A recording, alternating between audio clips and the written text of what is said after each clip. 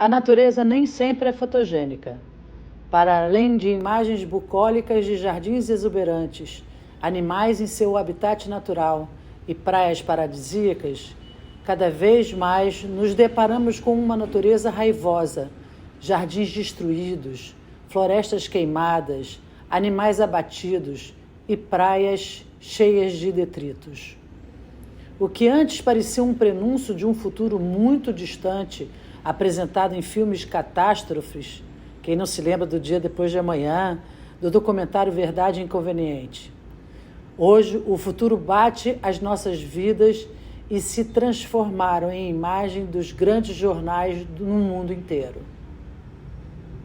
Estamos vulneráveis como nunca aos desastres ecológicos.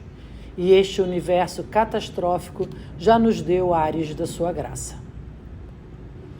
É importante entender que o aquecimento global é um processo que está sendo intensificado nos últimos anos pelo aumento de gases que provocam o efeito estufa. A matemática é relativamente simples. A temperatura do planeta levou milhares de anos para variar 5 graus. E pelos dados científicos de hoje, em apenas 100 anos, a temperatura pode variar entre 1 a 4 graus. Ou seja, não se pode esperar que, injetando tantos gases que provocam aquecimento, a atmosfera seja capaz de removê-los com tanta rapidez. Este aumento vem crescendo nos últimos 200 anos e com mais intensidade nos últimos 50 anos. A expressão aquecimento global refere-se ao aumento da temperatura média dos oceanos e do ar perto da superfície da Terra. Este fenômeno vem se intensificando a partir da Revolução Industrial em 1750, quando intensificaram as emissões de gás carbônico. Graças ao desenvolvimento das indústrias e da necessidade de geração de energia, processos em grande parte baseados na queima de combustíveis fósseis, como o carvão e o petróleo, estes combustíveis liberam gás carbônico, o CO2, e outros gases, como metano e óxido nitroso, responsáveis pela intensificação do efeito estufa.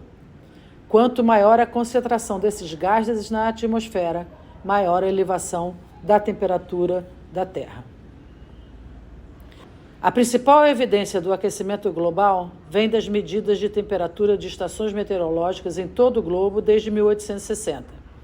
De lá até os dias de hoje, outras evidências são obtidas através da observação das variações da cobertura de neve das montanhas e das áreas geladas, do aumento do nível global dos mares, do aumento das precipitações, da cobertura de nuvens, do El Niño e de outros eventos extremos de mau tempo durante o século XX.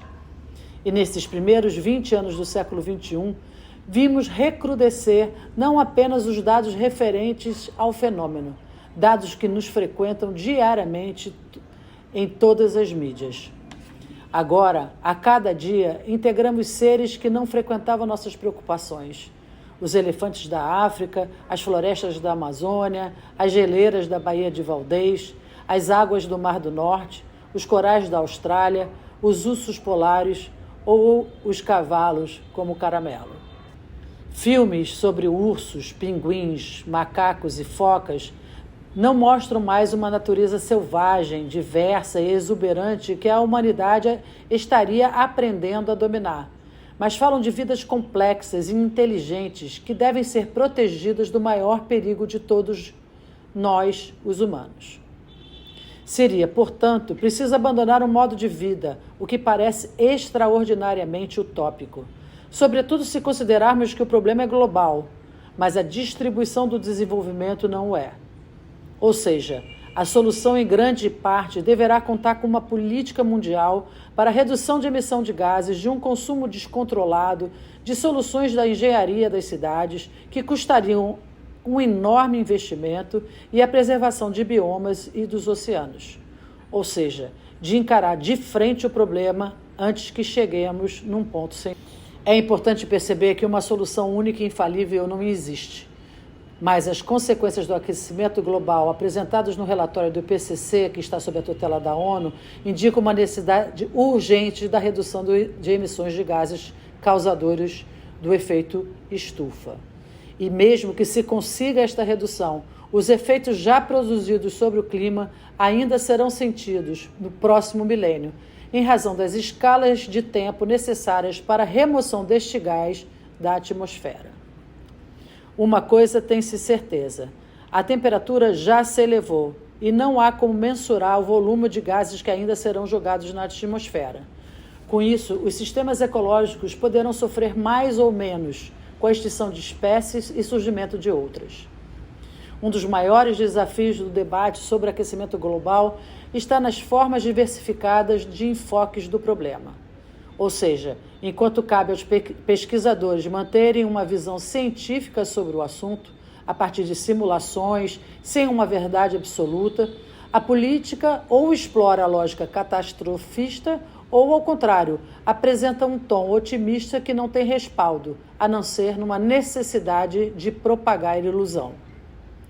A busca de soluções exige uma maior participação dos cientistas de outras áreas, como social, econômica e histórica, a fim de abrir para as discussões em torno da adaptação da vida num clima diferenciado e as consequências em regiões mais pobres. Ou seja, debater setorialmente as vulnerabilidades para pensar nas políticas locais. O canal YouTube do Geração 68, Sempre na Luta, começa aqui uma série sobre aquecimento global e extremos climáticos, abrindo um debate sério e urgente. Vamos abordar uma série de entrevistas, as catástrofes que já estão acontecendo pelo mundo afora e as possíveis soluções para a cidade minimizarem as consequências e, principalmente, pretendemos discutir sobre os 4 principais grandes blocos dos fatores causadores do aquecimento e inibidores de tomar decisões mais drásticas dos governos, das agências, das empresas e dos indivíduos. Entre com a gente neste debate.